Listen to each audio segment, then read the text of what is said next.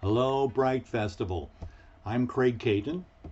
I'm the chair of the 3D Animation and Visual Effects Department over at the New York Film Academy, the one in Los Angeles. And today I want to show you a very quick way to create a flag simulation inside Autodesk Maya that will help bring your digital environments to life. And so here we are already. We're inside Autodesk Maya. And we're going to be using something called nCloth to do this. And where it lives, it lives under the effects menu right here, and you can see it like right here. Okay, so I'm going to start off with just a really simple example to get us rolling here, and I'll make a polygon primitive, a sphere here. There we go. I'm going to press my W key, and I'm going to raise it up into the air a little bit. Okay, and there it is. Okay, so all I have to do to turn this into an nCloth object is actually have it selected, and I'm going to go up to nCloth, and I'll just go hit create nCloth. Okay, and I'll do that, and there we go. Now you'll notice over here in this thing called the outliner, here is our sphere that we created originally. And when we did the nCloth, it created these two new pieces in our outliner, right? And one is the cloth object, the cloth system itself, and the other is the nucleus, all right? And that's what the N in nCloth stands for. Also the N inside N particles and N hair. It stands for nucleus. And what this allows is that you can create particles and hair and nCloth entities and stuff inside Autodesk Maya. And since they can share the same nucleus, they can actually interact and with each other and bounce off each other and whatever, right? And so that's what that's about. Okay, so I created this nCloth ball, and what I'm going to do is I'm going to go over here. I'm going to select the nucleus first off, and in the nucleus over here in the attribute editor, it has a bunch of settings. So one thing is like the gravity, and there's some wind speed and stuff down here. But right away I'm going to use this thing called use plane. I'll click that on. There we go. And what that does is that just uses the ground plane as a like a rigid collider thing. So now if I hit play, we'll see this ball, and it'll hit the ground, and there it is, and it's just folded up into its little nCloth deal. All right, and so that's just the default property, and then I'll hit rewind. It's always important on nCloth and other things that are like N particles and N hair that in between the simulations you hit rewind all the way to the back here because that will reset the simulation if you make changes to it. All right, so one of the cool things that about nCloth is that if I select the nCloth object and I go over here, there's a thing called presets, and so there's a lot of really fun little presets that you can play around with, and we'll just take a quick look at some of those, and then we'll get into making the flag object. Okay, so pay no attention to the helicopter flying by. Hopefully you can't hear that as loud as I can. But like there's all these different things, and what I can do is I'll choose concrete right now, and I'll just replace the material with settings for concrete, and you can see there's a little bit of stuff about it down there, and it talks, and I'll just hit play, and you can kind of see the difference, right? And there it is. There's concrete. I'll hit play that again. It just bounces kind of like that, and we'll see if I change it to something else like a water balloon, and this will completely change all the properties, as you can see here. And if I hit play now, you'll see that it acts a little bit differently. So there's lots of really cool things that you can do with this. Okay, so we're going to be playing with this today. All right, so I'm going to start a new scene. I'll clear out all this stuff. I won't save it, and now I have a new scene. All right, and what I'm going to do is I need to create a flag, and I need to create a flagpole so that I have something to to wave that flag from.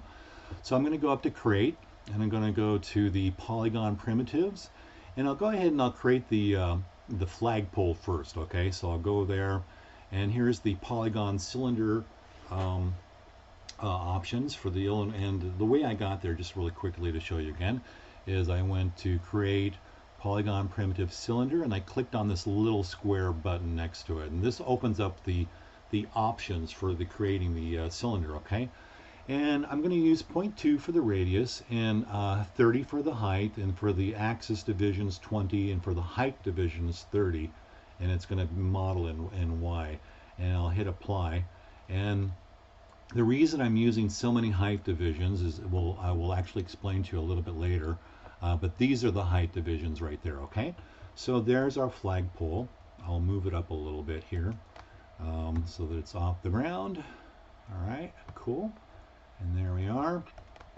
And also I'm going to, inside my outliner, I'm going to double click here and I'll just change and rename it pole, because it's always really good to have good naming conventions inside programs like this, so you're not just looking at at something that's nondescript. So there's our pole. Let's go ahead and let's make a flag now. So again, I'm going to go back to create polygon primitives, and I'm going to go down to the plane.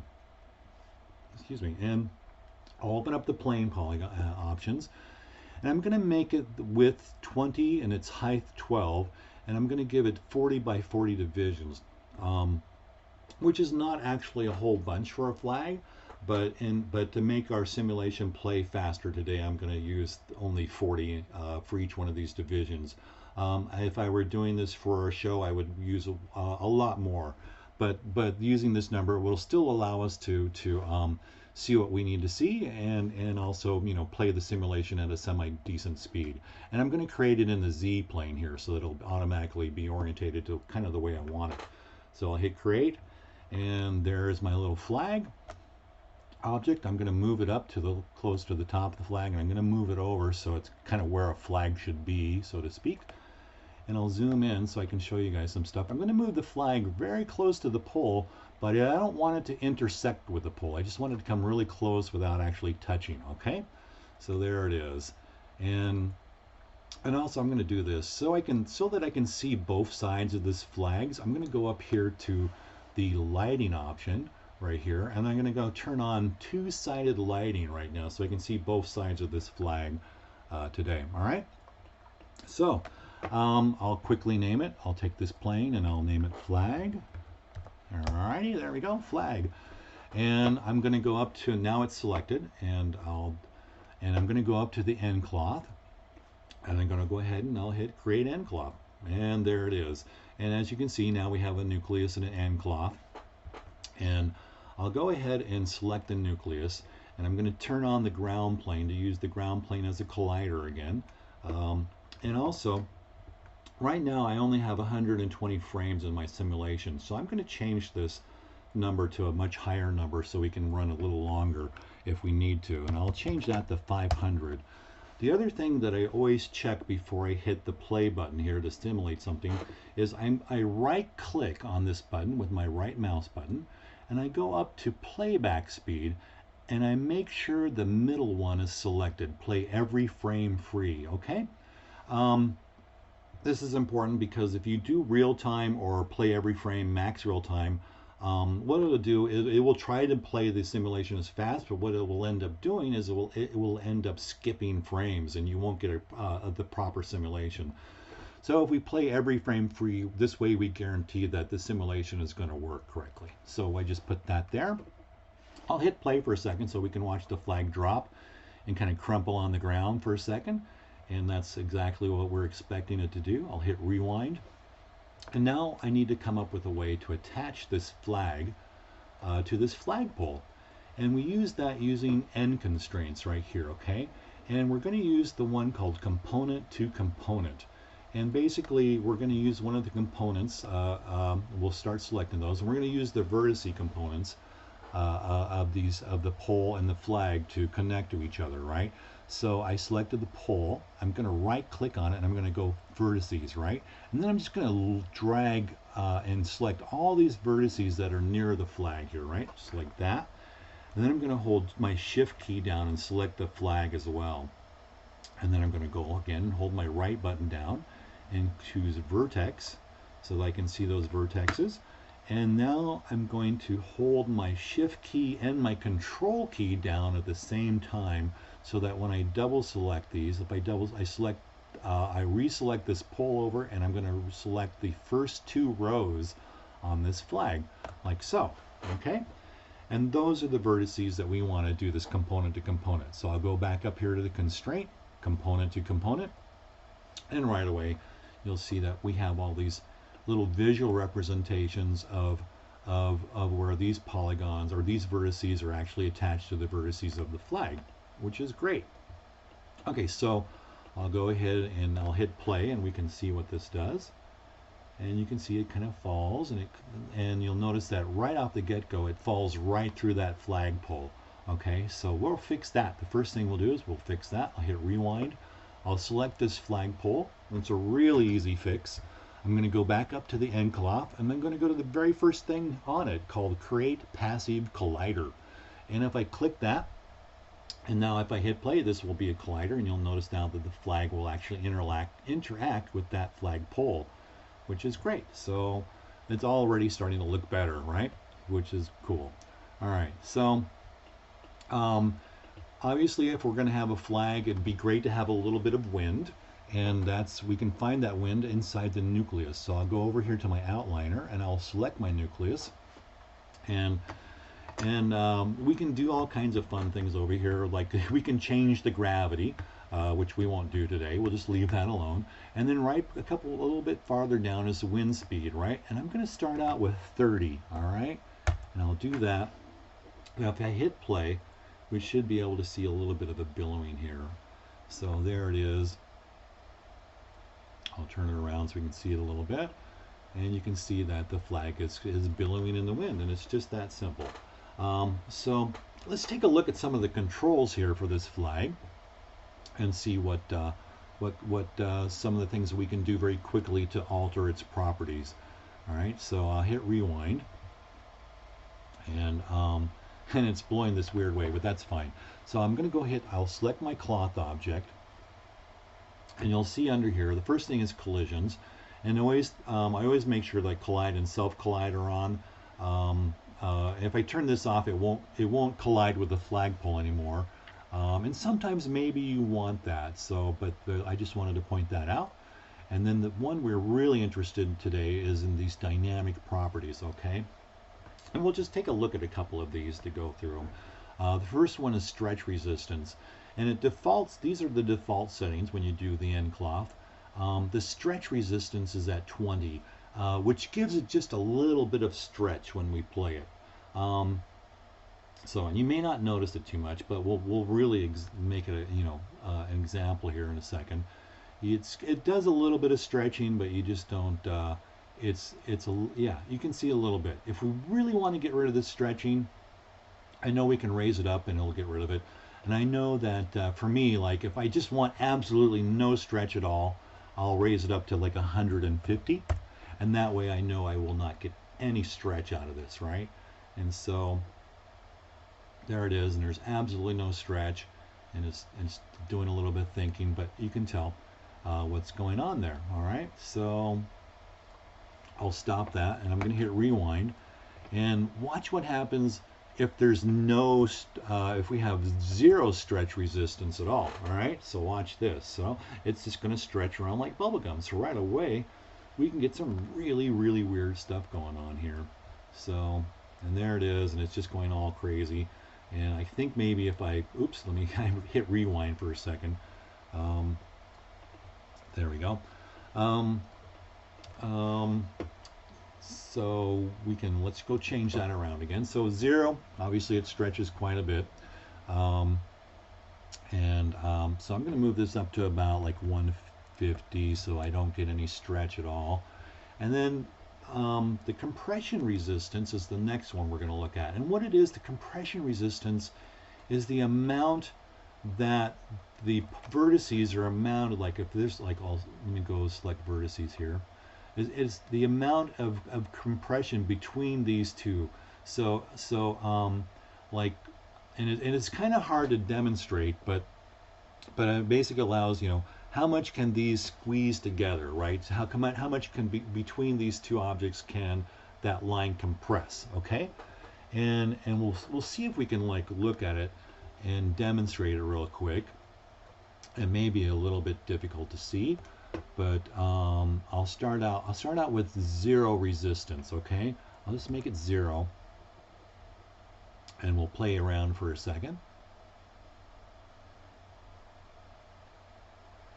And I'll hit pause for a second. We'll select this, and you can see where there's basically the distances between all of these things is absolutely the same. All the distances between vertex to vertex is not um,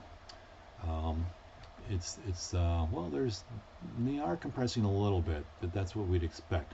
And if I moved it way up, like I said, this one's very hard to demonstrate, but if I move it up to like 150 or so, then we're going to get a slightly different effect.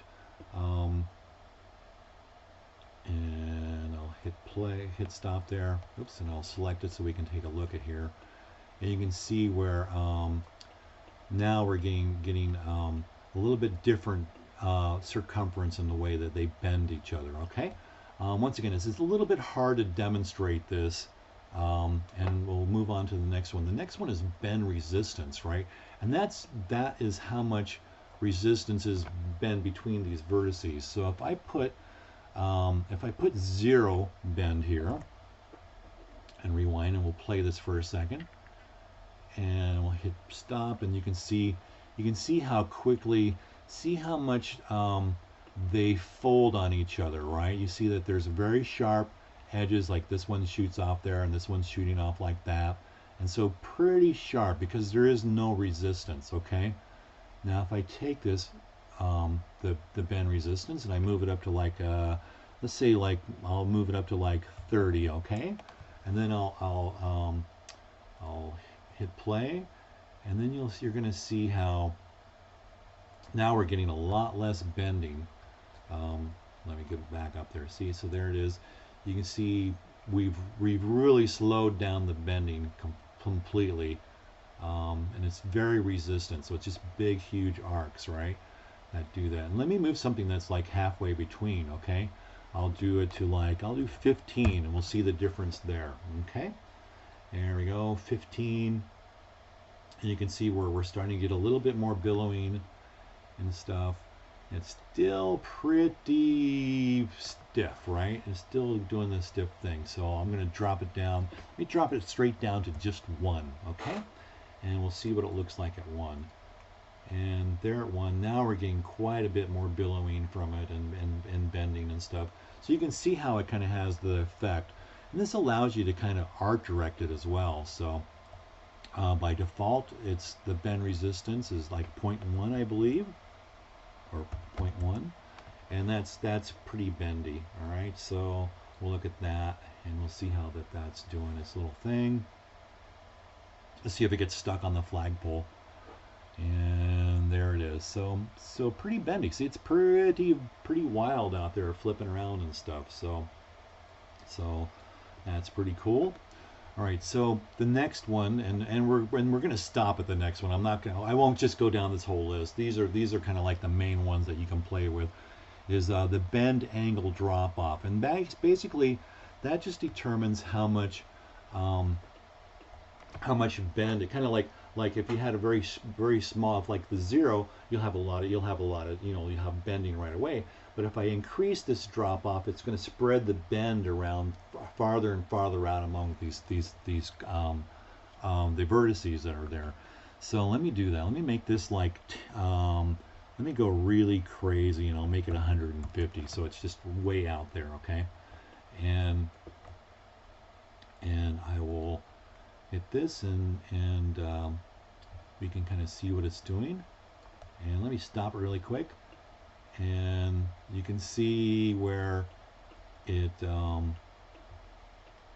the drop off now. See where the drop off is getting more and broader across here, right? So I'm getting less, of this fold. The fold is actually getting spread out over longer, or over a further distance, right?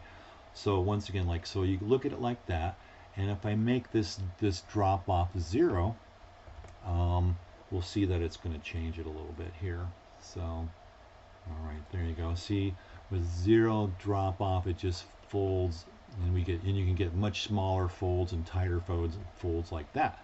So also know that all of these parameters can be animated if you wanted to.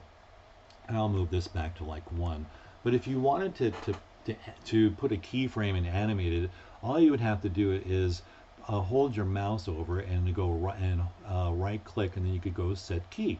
and that way you would set a key on it, and it would turn it a reddish color, and it would let you know that it had a key. And then down the road you could change those parameters if you wanted to, and sometimes that's kind of fun to do. All right, so I think from here I'm going to play with some wind so we can see if we can get a little more wind, because oops, sorry, here when you're animating wind on flags, you kind of have to do it well, doing subtle keyframe changes and force changes in the wind are actually don't work as good as like big dramatic changes do. So what I'll show you, so I'm here, I've rewound, I'm back at frame 1. Here's my wind speed, and we started out at 30, right? So I'll go ahead and I'll right click there and I'll hit set key, and there you can see it. Also notice down here now there's a little red tick mark on my timeline that says there's a key on there too, and it shows you where on the timeline that is. So that's pretty cool. And I'll move forward. I'm going to play it forward a little bit until this flag is, you know, out the other way, and let that play for a minute. And I'll keyframe it back at 30 there again. So I have keyframes at 30 and 30. So it's not going to change over this distance, right? And then I'm going to go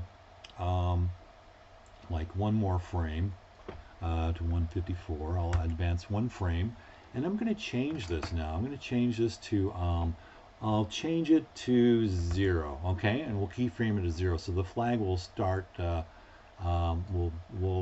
will start drooping down to 0, right? So now it's losing its animation and collapsing down, and I'll keyframe it again at 0 here, and then let me play it forward a couple more frames, and then during these next few frames I'm going to keyframe it up to the wind speed up to about 40 instead, okay? And then I'll go ahead and I'll right click on it and set keyframes. And the thing is, so you can see where you need to, when you make animation changes to the wind and stuff on a flag, you need to give the flag a little bit of time to react to those changes and settle. It doesn't just happen automatically. So we'll hit the play here and we'll look at this.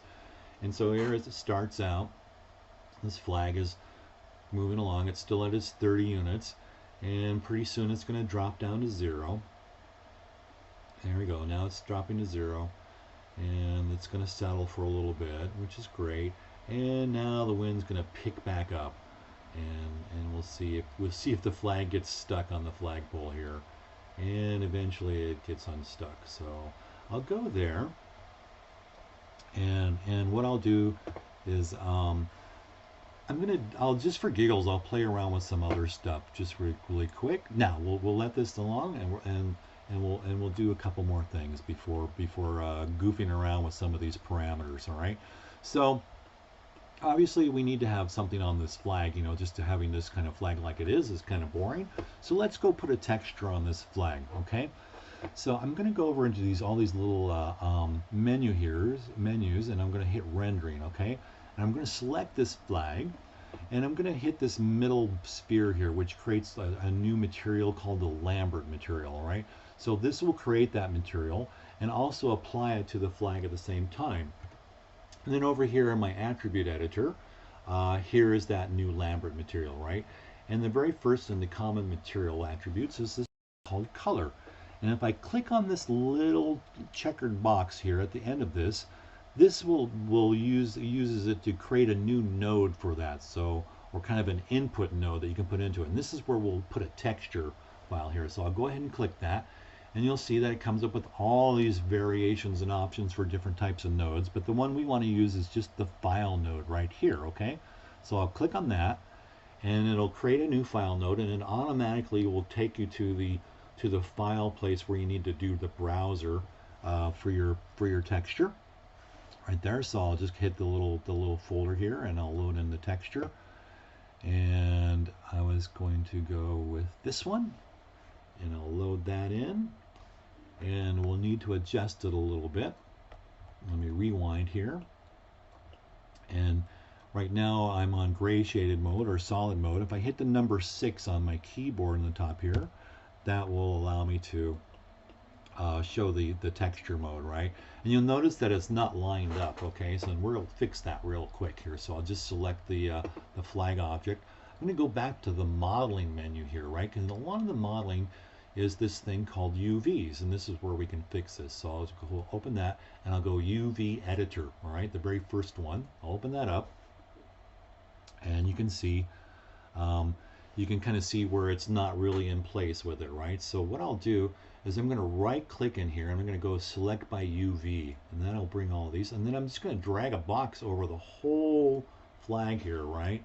And then I'll go over here to my translate key, and I'll move it up so that it's in the right place now, okay? And then I'll close it off, and I'll go back to object mode, and voila, we have our Bright Film Festival, or Bright Festival, sorry, right there. And let me close this box, and I'll hit play, and we'll watch it move around a little bit and wave. And there we go. There's the Bright Festival right there. All right, so, and we lost a little bit of wind there, and it'll come back. All right, so that's pretty cool. We got the flag on there. We got a nice little image for it. It's very neat. Let's put it in a background. Let's create a little background for this thing so that we can actually get a little lighting on it. And where I'm going to do that, I'm going to go over to Arnold, and Arnold is like the built-in rendering engine that comes with Maya now. And I'm going to go over to this little sphere thing here, and this is going to create a sky dome if I click on this, right? So I'll click this, and it basically creates this big sphere that we can put texture maps or colors and stuff on it.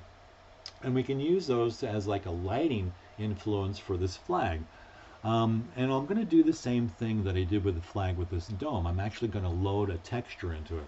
Right, so I got the dome light selected here. And here's its intensity and stuff, but here's its color. And just like the Lambert shader that was on the flag, we can click on this little box here and go open up, and we can select the file. And now I'll go select through my little browser. I go select the one that I want to go. Let's see, where is it? This one. Here we go. There's a nice one of the Duomo, and I'll select that object. I'm going to hit the E key on my keyboard, which brings the rotation mode up, so I can rotate this sky thing around a little bit, so I can just kind of put it where I want it and get the nice shot of the Duomo back there. All right, and so I'll hit play, and we'll get it going a little bit so that it's waving the flag.